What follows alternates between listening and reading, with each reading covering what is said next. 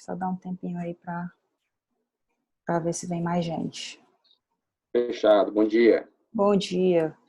É porque eu quero começar só explicando como é que vai ser a nossa prova, para o pessoal pegar também. E aí depois eu entro no conteúdo que eu quero tratar com vocês, tá certo?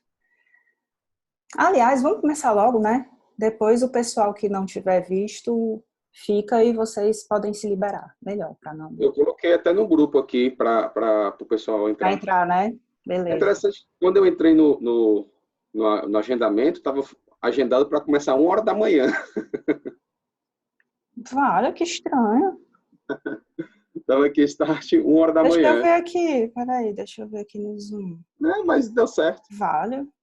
É porque eu mandei a mensagem no chat, pra turma, né? Eu vi também. 9 horas, vale. É porque às vezes o Zoom fica com um negócio automático e aí a gente não percebe que marcou errado. Mas vocês já viram que a gente agora vai ser a partir do Microsoft Teams, né? Vocês já viram Já a vi. mensagem da faculdade? Já vi. Já viu, João? Algum professor já testou com vocês? Ainda não, né? Já, um Já? professor, o Acho Carlos que a aí. Rosa ajuda. Ah, ótimo. Porque vocês estão sendo vinculados às turmas.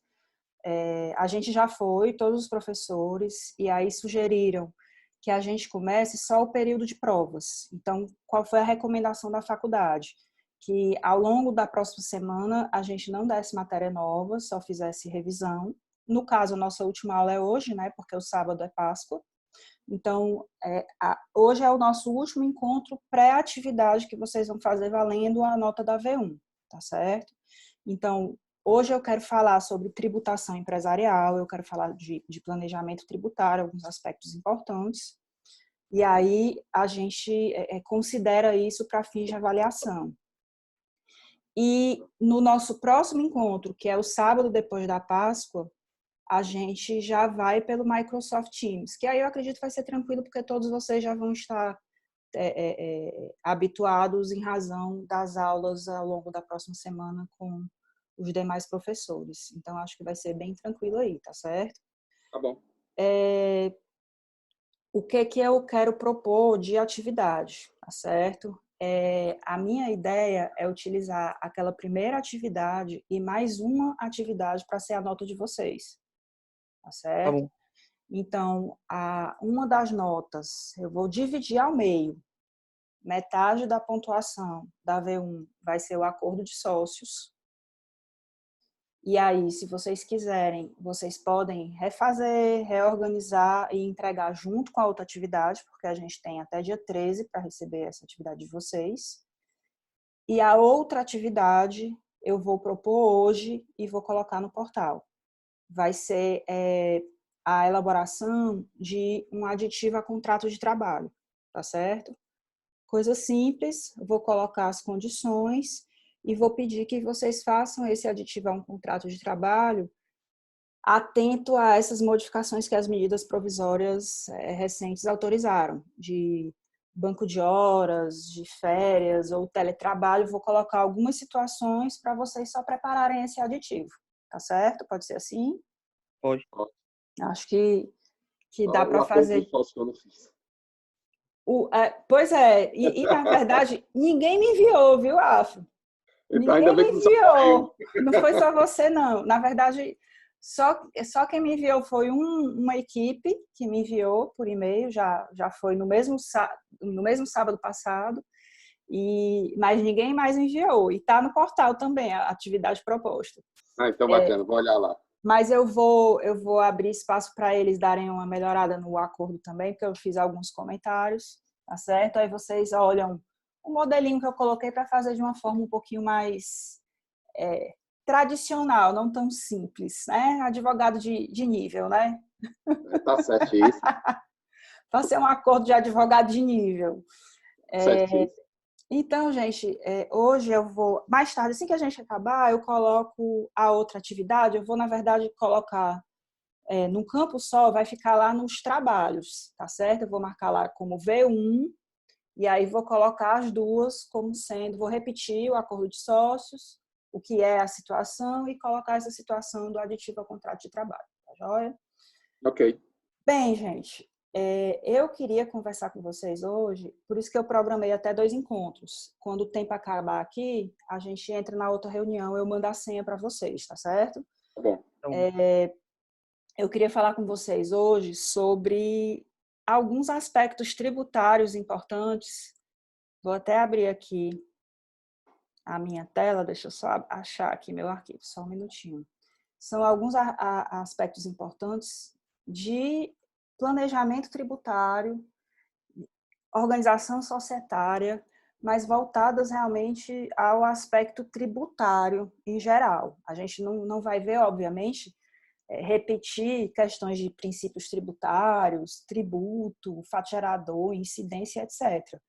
Eu quero falar de algo que a gente normalmente não tem tempo na faculdade de ver, a gente só consegue ver numa pós-graduação, que é exatamente essa questão de planejamento sucessório, que a gente muitas vezes fala pensando só no aspecto familiar, porque é muito comum se falar de planejamento sucessório de empresa familiar, mas planejamento sucessório é muito importante também em sociedades empresárias. A gente também faz muito planejamento sucessório em empresas que não têm natureza familiar, mas para ganhar competitividade, para ganhar efetividade, para reduzir custo de tributo, para melhorar a operação em si, para verticalizar ou horizontalizar uma determinada atividade.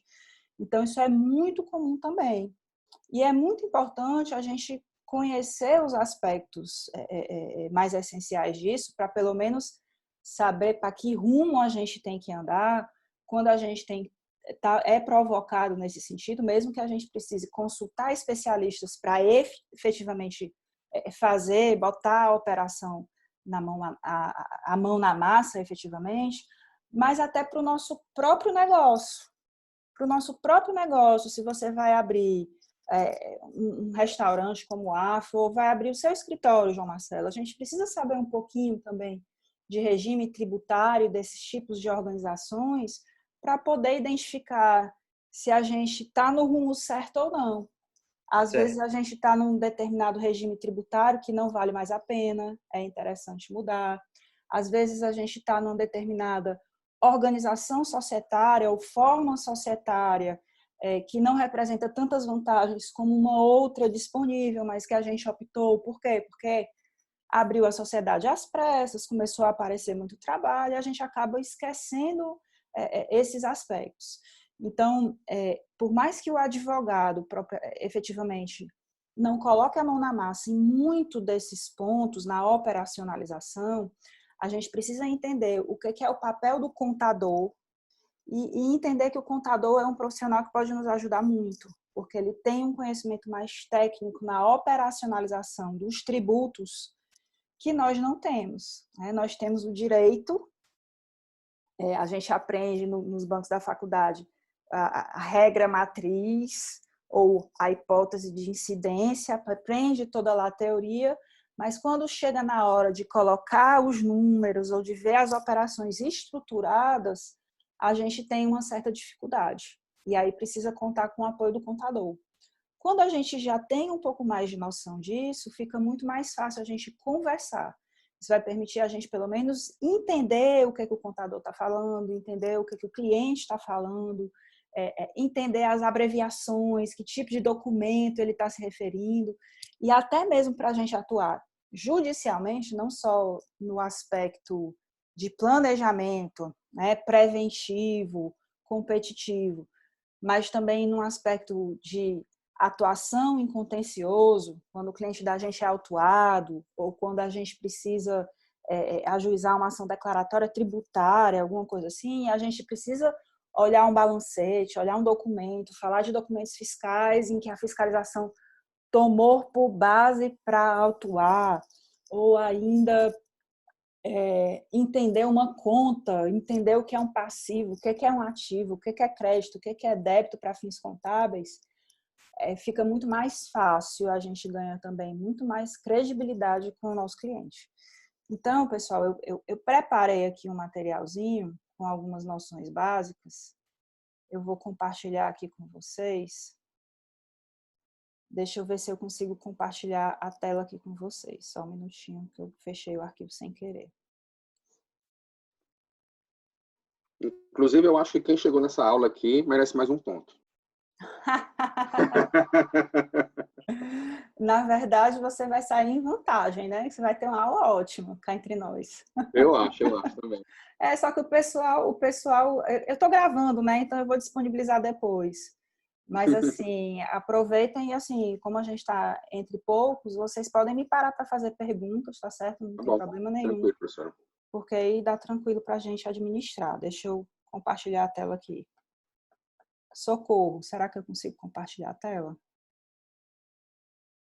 Tá aqui. Consegue. Consigo, tá aqui. No Compartilhar botão verde lá a embaixo. tela. Tá aqui. Arquivos, atenção, básico, desktop. Pronto, estou compartilhando o meu desktop. Vocês estão vendo aí minha proteção de tela. E agora estão vendo. Estão conseguindo ver? Sim, dá para ver. Pronto, ótimo, maravilha. Então, a gente vai falar então hoje dessa questão de planejamento tributário sucessório, que é como a gente chama também. O planejamento tributário, na verdade, ele vai envolver o estudo de determinadas atividades e operações na empresa para que ela ganhe eficiência, para que ela ganhe em competitividade, para que ela reduza a carga tributária, né, para que ela se preserve. Quando a gente fala no planejamento tributário sucessório, isso vai incluir o quê?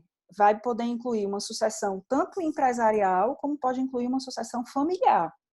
Então, eu posso falar de planejamento tributário sucessório empresarial em que situações? Quando as empresas pretendem passar por aquelas operações societárias de fusão, de cisão, de aquisição, que transformam a forma societária e que naturalmente vão envolver a assunção de uma responsabilidade ou uma sucessão de responsabilidade tributária.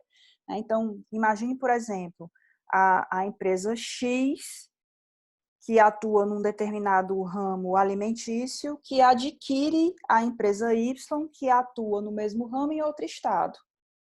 No momento em que houver essa aquisição da nova empresa, e essa nova empresa for incorporada ao patrimônio da empresa adquirente, vai ocorrer uma sucessão empresarial, porque esta empresa que adquiriu, juntamente com a empresa que foi adquirida, vão passar a constituir-se numa única pessoa jurídica.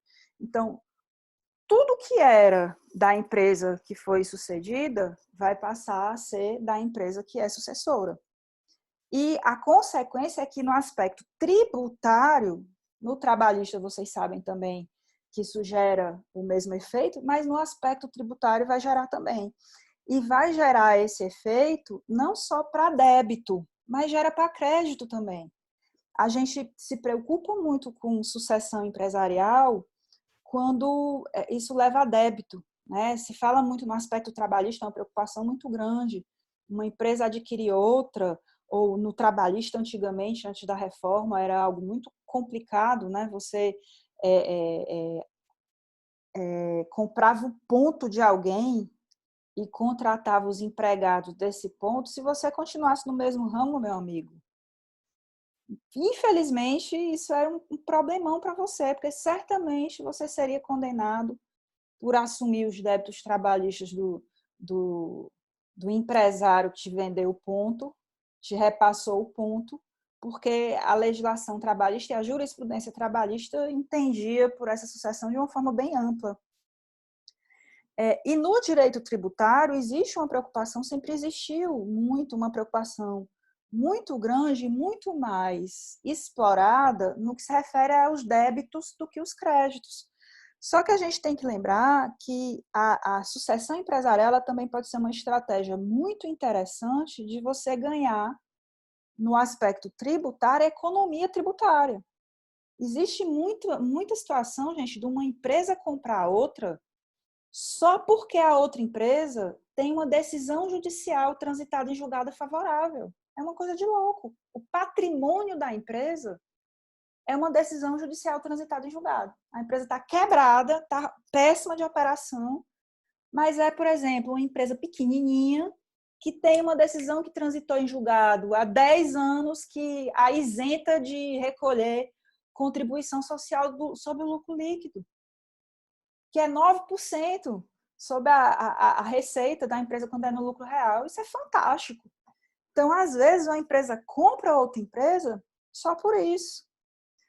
Eu acompanho a situação de um cliente que comprou outra empresa e esta outra empresa, quando foi incorporada, ela tinha uma decisão judicial transitada em julgada fantástica e que era até uma decisão questionada, mas foi porque a Procuradoria da Fazenda comeu bola. Ela entrou com uma ação declaratória requerendo que, em qualquer situação que se reconhecesse denúncia espontânea, vou já relembrar vocês o que é denúncia espontânea, e que essa denúncia espontânea se estendesse não só para pagamento de tributo, mas também para compensação de tributo, ela já fosse, por força daquela decisão judicial, isenta de recolhimento de multa. O que é a denúncia espontânea? É quando você identifica que você deixou de recolher o imposto e antes de você ser fiscalizado, você já retifica a tua declaração, recolhe o imposto com a correção e apresenta para a Receita, por exemplo. Então, quando eu faço uma denúncia espontânea, o que acontece? O fisco não pode me cobrar multa. E as multas, em razão do atraso ou não recolhimento de tributo, são em percentuais muito altos. Às vezes é 75%, 100%, em alguns casos 200%. Então, a denúncia espontânea é um instituto muito importante, porque os contribuintes se valem dela para evitar as fiscalizações, porque quando chegou a fiscalização, iniciou, nem me autuaram ainda, eu já não vou ter o benefício da denúncia espontânea. Então, esse nosso cliente, ele comprou uma empresa que tinha uma decisão transitada em julgada que reconhecia o direito dela recolher o tributo ou compensar o tributo sem a multa quando houvesse a configuração da denúncia espontânea. E qual é a peculiaridade de diferença nessa decisão? A jurisprudência hoje dominante nos tribunais reconhece denúncia espontânea só em caso de pagamento de tributo, pagamento em espécie, dinheiro, recolhi o dinheiro que está lá na guia do tributo. Não reconhece denúncia espontânea por meio de compensação. Só que essa empresa conseguiu uma decisão transitada em julgada por meio de compensação. Isso é fantástico, porque a empresa não desembolsa dinheiro. Ela compensa um tributo com o outro. Então, esse nosso cliente, ele está conseguindo, por força dessa compra, compensar os tributos sem que ele identificou que recolheu errado. Por exemplo, ele vê que o setor fiscal dele se equivocou em uma determinada apuração de imposto de renda, ou de PIS e COFINS, por exemplo, que são tributos federais também, e que ele tem que recolher 100 mil reais que ele deixou de recolher. Ele tem que retificar a declaração e deixou de recolher. O que ele faz? Ele, ao invés de recolher os 100 mil reais, ele compensa com um crédito que ele tem a receber de PIS e COFINS. Na sistemática tradicional, eu não poderia fazer essa compensação para fins de denúncia espontânea. Eu teria que pagar. Então, essa decisão da empresa adquirida se estendeu à empresa adquirente. Exatamente. Por quê? Porque o Código Tributário, ele prevê que a sucessão, ela não prevê que a sucessão só atinge débito. Ela prevê que a empresa sucessora, ela passa a ser titular dos direitos e obrigações da sucedida. Ora, obrigações ok, mas direitos também. Então, se eu consigo judicialmente, o que a gente fez? A gente peticionou na ação transitada em julgado e pediu a alteração do polo passivo. Por quê? Porque já tinha havido a incorporação pela empresa que comprou. Aí pediu, por exemplo, a empresa que foi comprada se chamava empresa A e a que comprou se chamava empresa B. No momento em que se fez os atos societários de incorporação de uma pela outra, a empresa A deixa de existir. Só passa a existir agora a empresa B. Então, a gente peticionou na ação, pedindo para se mudar né, no polo ativo da ação para a empresa B, que era a sucessora. O juiz deferiu, intimou a Fazenda ok, está aqui os atos de incorporação comprovados, beleza. Aí, em seguida, a gente peticionou pedindo o quê? Intime-se a Receita Federal sobre a operação societária e incorporação da empresa A pela empresa B, a fim de que a empresa B possa se valer do cumprimento da decisão aqui transitada em julgado nos mesmos moldes. E estamos fazendo isso administrativamente. Tem demorado? Tem, porque a Receita Federal tem feito todo tipo de dificuldade. Porque ela não se conforma, porque a Receita entende que não vale para compensação, só vale para pagamento, mas transitou em julgado assim. Então, vai ter que cumprir assim.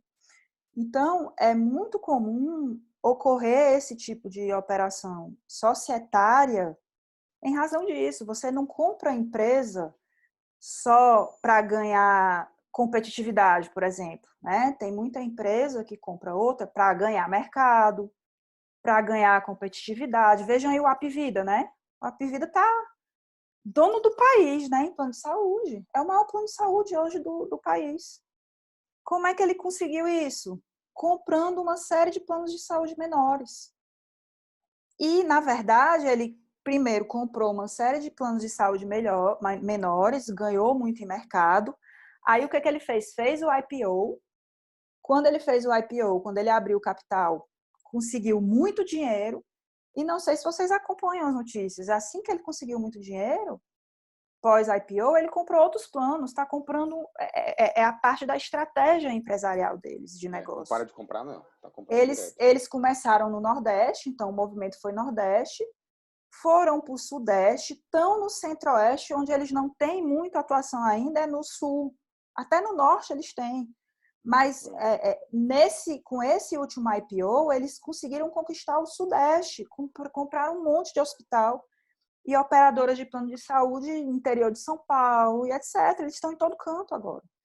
Então, é óbvio que existe uma estratégia empresarial de negócio para domínio de mercado, nos limites, obviamente, que a regulação permite e a concorrência, de ganhar em eficiência, né? Porque quando eu tenho um plano de saúde, indo para esse mercado, quando eu tenho um plano de saúde com atendimento nacional, eu acabo tendo um custo muito alto atendendo em intercâmbio, né? Me valendo dos serviços de outras operadoras para atender o meu público em outro estado. Isso tem um custo alto. Então, quando eu passo a ter atividade própria, eu ganho também em eficiência. Então, o Apvida cresceu muito com base nisso. Só que certamente eu devo avaliar também nessas compras o que existe de histórico tributário das empresas que eu estou adquirindo, porque isso pode ter um reflexo positivo ou negativo.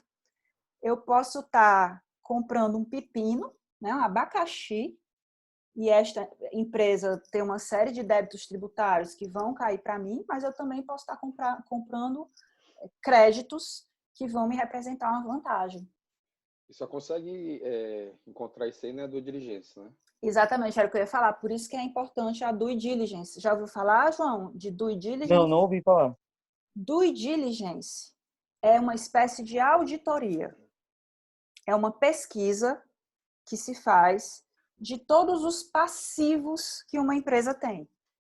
Então, sempre que vai haver uma operação societária, a empresa que está adquirindo a outra, ela faz uma due diligence uma due diligence de várias naturezas. Normalmente, essas due diligence envolvem que aspectos? Due diligence trabalhista, eu vou olhar todos os contratos de trabalho, olho por estimativa, por amostragem. Os contratos de trabalho, controle de pontos, PCMSO, PPRA, LTCAT, eu olho a forma de contratação dos empregados, eu olho se tem terceirização, pejotização, eu olho todas as ações trabalhistas, o relatório de ações, as contingências, que são os valores que são provisionados para aquela empresa. Então, eu faço todo esse levantamento para eu estimar qual é o risco que eu corro em adquirir aquela empresa. Então, existe a due diligence trabalhista, existe a due diligence tributária, em que eu faço o levantamento desse passivo. Existe a due diligence societária, em que eu olho a estruturação societária da empresa para ver se não tem alguma inadequação.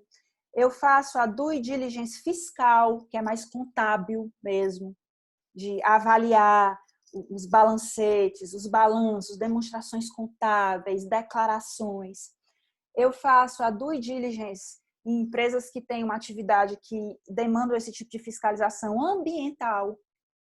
Ou seja, eu vejo os licenciamentos, eu vejo os estudos de impacto, vejo tudo nesse aspecto. Eu faço due diligence regulatória para ver se a empresa tem a autorização das agências reguladoras, se ela tem alvará para funcionar, dentre outros fatores. Então, tudo isso tem que ser feito antes de você comprar um negócio. Uma das atividades que escritórios que advogam para empresas, escritórios que fazem advocacia corporativa, mais fazem é esse serviço de due diligence. A gente vai mergulhar nessa documentação da empresa, a gente analisa e faz um relatório. E aí, nesse relatório, a gente coloca o que a gente encontrou e quais são os riscos que a gente vislumbrou, para o nosso cliente avaliar se ele vai realmente comprar o negócio ou se, com base naquele risco, ele vai negociar mais os valores ou vai inserir no contrato cláusulas que vão protegê-lo de responsabilidades em razão daqueles riscos. Entendeu? Entendi. Então, uma das atividades recorrentes que a gente faz. Então, nessa hipótese de sucessão empresarial, a due diligence é essencial ser feita. Infelizmente, isso é algo que os pequenos empresários não fazem. A gente vê muito. A gente não precisa nem utilizar essa expressão mais sofisticada de due diligence, porque muitas vezes as pessoas não entendem. Mas é essencial quando você vai comprar uma outra empresa, quando você vai comprar um ponto, pegar um ponto repassado, você tem que ver isso, as pessoas não veem. O pequeno empreendedor, ele assume o ponto e não se toca, porque ele não tem normalmente a orientação de que ele pode ser responsabilizado por esses débitos trabalhistas e tributários do empresário anterior que esteve ali. Então, isso é algo essencial, desde grandes negócios como esse que eu estou exemplificando do Apvida, como pequenos.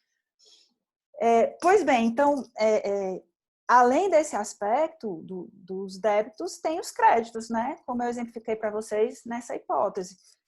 Um outro exemplo que eu acompanhei esse ano foi a compra, não sei se vocês ouviram falar, a M. Dias Branco, ela comprou uma outra fábrica de biscoitos lá no Rio de Janeiro. Gente, eu esqueci o nome. Não, a Adria faz tempo. A Adria foi a Piraquê. A Piraquê, pronto, a Piraquê, foi no ano passado. Eu tinha, é tanta compra. Essa professora é chique demais, viu? Vou dizer, viu? A primeira compra foi a Pilar, foi lá em Pernambuco, a fábrica de biscoito, lá em Recife, ficava em frente à Justiça do Trabalho de Recife. Aí foi a Pilar, depois da Pilar foi a Vitarella, também lá em Pernambuco, isso, que é de margarina também, biscoito também. Aí depois da Vitarella, foi tanta empresa já que a M. Dias Branco comprou, da Vitarella, aí eles compraram praticamente junto com a Vitarella a Adria, que a Adria é do Sul, né? Depois da Adria, eles ainda compraram aqui o Moinho Santa Lúcia, em Maracanaú, compraram a Santa Lúcia. Do Alexandre. Compraram a Estrela aqui.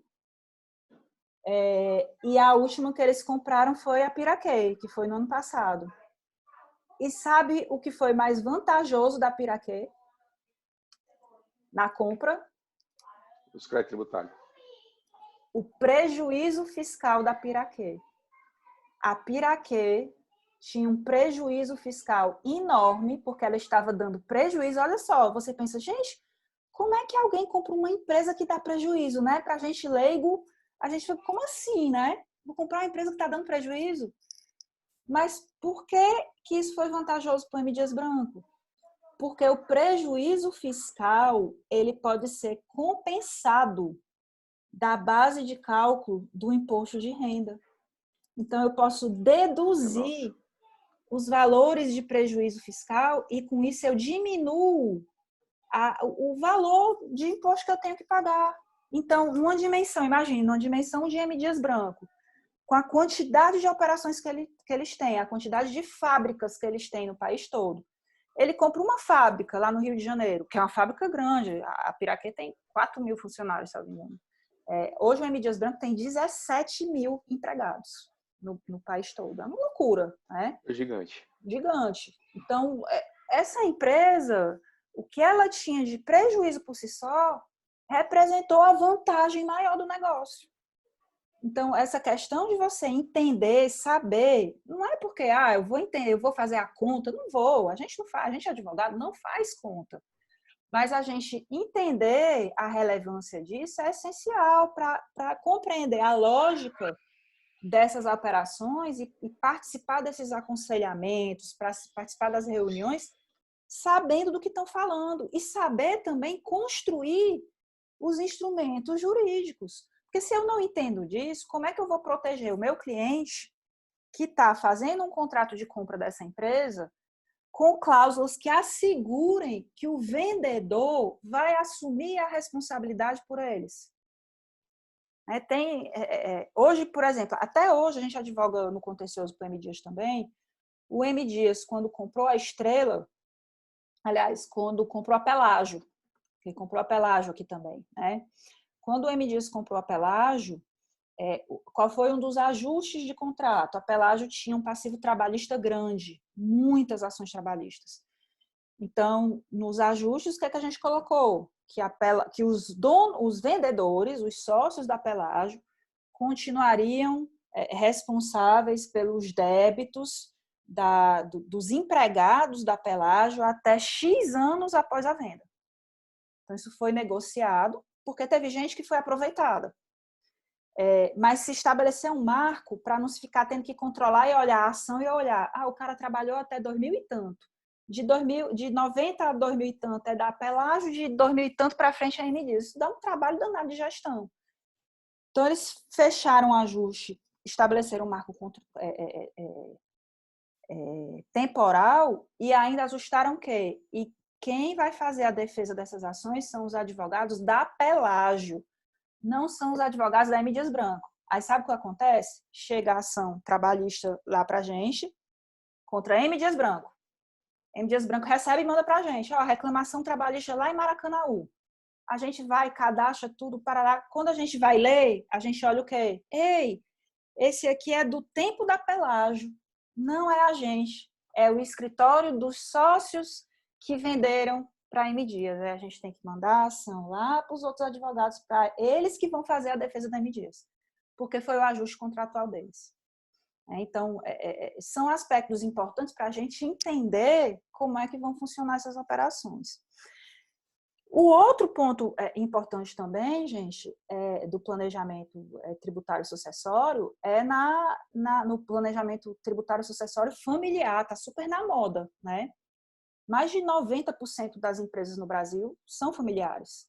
Então, é uma demanda muito grande. E é uma demanda que está sendo mais explorada nos últimos anos, principalmente nos últimos 10 anos, porque as pessoas estão um pouco mais atentas à questão da governança e da gestão. Então, o empresário que normalmente não se ligava, aquele empreendedor tradicional que encarava e não ligava muito para esses aspectos de gestão, de profissionalização da gestão, hoje ele está mais empenhado e atento. E com as mudanças de gerações e as novas gerações atuando também nessas empresas, essas novas gerações acabam dando mais importância para essa questão de qualificação, de gestão por competência, de profissionais preparados para atuar. E por isso que o planejamento sucessório familiar ele tem aumentado consideravelmente nos últimos anos. E nesse planejamento sucessório familiar, a questão não só da governança, que a gente estuda mais na administração, mais na gestão, mas também a questão tributária é muito importante. Muitas vezes, você avaliar se é melhor que aquela família, que aquele patriarca da empresa seja tributado na pessoa física ou na pessoa jurídica, é importantíssimo e você pode resolver tanto um problema fiscal, de reduzir carga tributária, como resolver também um problema familiar de sucessão. A gente sabe que tem muita empresa que acaba depois que o patriarca morre, né? Ou quando o patriarca já está mais velho e não tem um sucessor natural, é um problema seríssimo, porque se ele não admite fazer essa sucessão em vida, na hora que se abre a sucessão, ninguém tem condição de assumir o negócio e ele vai ficando à míngua até acabar. Então, esse planejamento tributário sucessório familiar, ele é essencial para a preservação da empresa familiar, né? Então, é por isso que eu destaquei aqui, né? Para evitar o patrimônio, a destruição do patrimônio. Por isso a criação de holding patrimonial? Exatamente. Eu vou até, deixa eu ver aqui. Aqui eu até destaquei aqui, né, a sucessão empresarial e familiar e a sucessão, deixa eu ver se eu botei aqui, acho que eu errei no slide. Não, errei no slide. Não, tá aqui, ó, essa sucessão, ela pode ser empresarial ou familiar, né? E destacando aqui para vocês justamente que o Código Tributário, ele regula essas responsabilidades e a gente tem que fazer a preparação de acordo com essas responsabilidades que o Código Tributário prevê. E um dos cuidados mais importantes que a gente tem que ter nesse planejamento é não se ater exclusivamente à questão tributária em termos de gerar economia. Todo aquele planejamento que a gente faz tem que ter um sentido lógico da atividade econômica e motivacional, senão se entende que é evasão fiscal, né? Que é aquela questão clássica, né? Aliás, é evasão fiscal e não elisão. A elisão é o planejamento tributário. A evasão, né, que é o ilícito. Então, muitas vezes, aquele planejamento ilícito, ele é desconstituído e hoje, gente, Receita Federal, Fazenda Nacional, o pessoal é mais preparado do que a gente para identificar isso aí. Eles têm percorrido todos os caminhos societários que se montam, as estruturas mais sofisticadas que se tem e conseguem descaracterizar para poder tributar. Então, esse tipo de atividade de serviço está ficando cada vez mais sofisticado. Vai já cair, viu, gente? Quando cair, eu mando o código da outra reunião. E aí, Afro, exatamente o que você perguntou, né? Quais são as formas mais comuns da gente ter planejamento sucessório? É exatamente com a criação dessas estruturas aí. Holding é muito comum, criação de holding. Principalmente em empresa familiar. O que é uma holding? É uma empresa de participação em outras. É uma empresa cuja atuação é participar do capital de outras empresas. Então, a gente vê, por exemplo, aqui a gente tem uma holding muito conhecida, né, que é a holding do Grupo Edson Queiroz. O Grupo Edson Queiroz, ele tem uma holding para os negócios, para os vários negócios que eles têm. O gás, a água mineral, a TV, as fazendas, eles têm inúmeros ramos de atividade, a Esmaltec, né, que é a indústria de eletrodoméstico, e tem a holding, e a holding, qual é a atuação dela, qual é o KNAI dela, o objeto social dela, é a participação em outras sociedades. Estão ouvindo ainda? Estão ouvindo. Então, tá. Porque eu tô com medo Professora, de cair. mas o que é que a escolha entre você montar uma holding